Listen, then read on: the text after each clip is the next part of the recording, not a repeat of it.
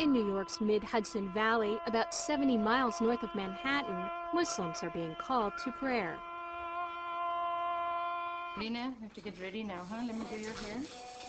Aziz Asin and his family are among those heeding the call. Do you have the keys? Allahu Akbar, Allah. Asin is a lawyer who moved to the U.S. from Pakistan more than 20 years ago.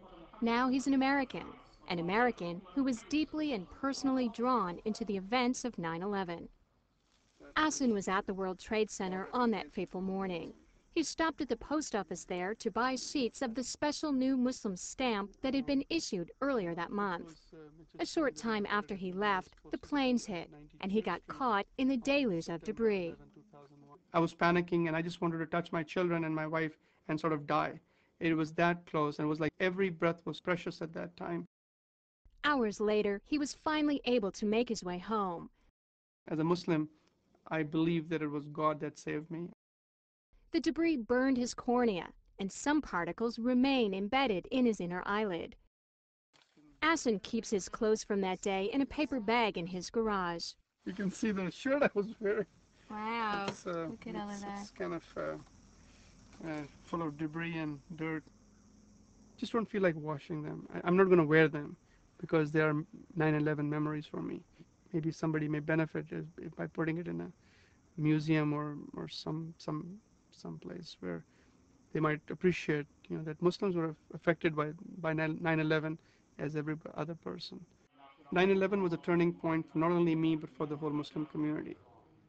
Muslims across the nation agree 9/11 has been a turning point that created numerous new challenges as they continue to define their community in America. Perhaps the greatest challenge has been differentiating themselves from terrorists in the eyes of the government and the public. Over the past year, President Bush has reiterated that Islam was not to blame for the September 11th attacks. He repeated those assertions again this past week. We must remember that our enemy is a radical network of terrorists, not a religion. But the Bush administration believes a tiny minority of American Muslims may support terrorism. Authorities have detained hundreds of Muslims, raided Islamic institutions, and increased surveillance of mosques. Many American Muslims feel unfairly targeted.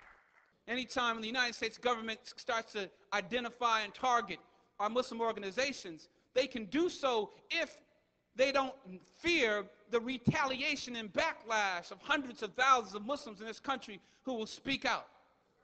There is strong internal debate about how to do that.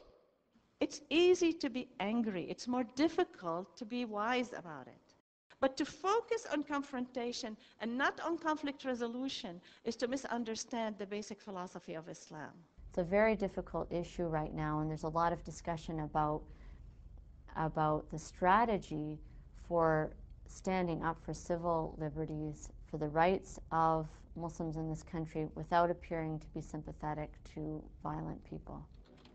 Another challenge has been addressing what many see as increasingly negative public perceptions about their faith and their community. Aziz Asin says nearly every American Muslim has faced this, including his 14-year-old son Shahzad, who's been insulted and called names, among them Osama. It hit me strongly because I saw my father getting out of our car, covered head to toe in soot and World Trade Center. I was looking at my father almost dead. And I couldn't understand why people would hate Muslims when they were the victims of the attack as well. Many Muslims say they've been unnerved by statements by some prominent religious leaders, including evangelist Franklin Graham, son of Billy Graham, who's generated controversy for saying the Quran justifies violence against non-Muslims. The Quran does teach it. It is there. You can read it for yourself. Ingrid Mattson says she sees parallels between Franklin Graham's view of Islam and Osama bin Laden's. If you compare their statements about what Islam is and what Muslims believe, you'll find they're almost identical. And I reject both interpretations. Both those, the non-Muslims who are saying that Islam justifies violence against Christians and Jews, and the Muslims who are saying it. Muslims in America are very frustrated with the way Islam has been portrayed. Muslims do not see Islam as a religion of violence. On the contrary, Muslims believe Islam is a religion of peace that teaches forgiveness and love. Over the past year, Imam Yahya Hendi has visited numerous churches to explain his faith and build bridges. Let us join hands, let us join efforts, and let us work together. As sailors, led by the three captains, Moses, Jesus Christ, and Muhammad. He's encouraging other Muslims to follow suit. We are misunderstood, and therefore the challenge has been how we can reintroduce ourselves in a language that is familiar with our fellow American neighbors.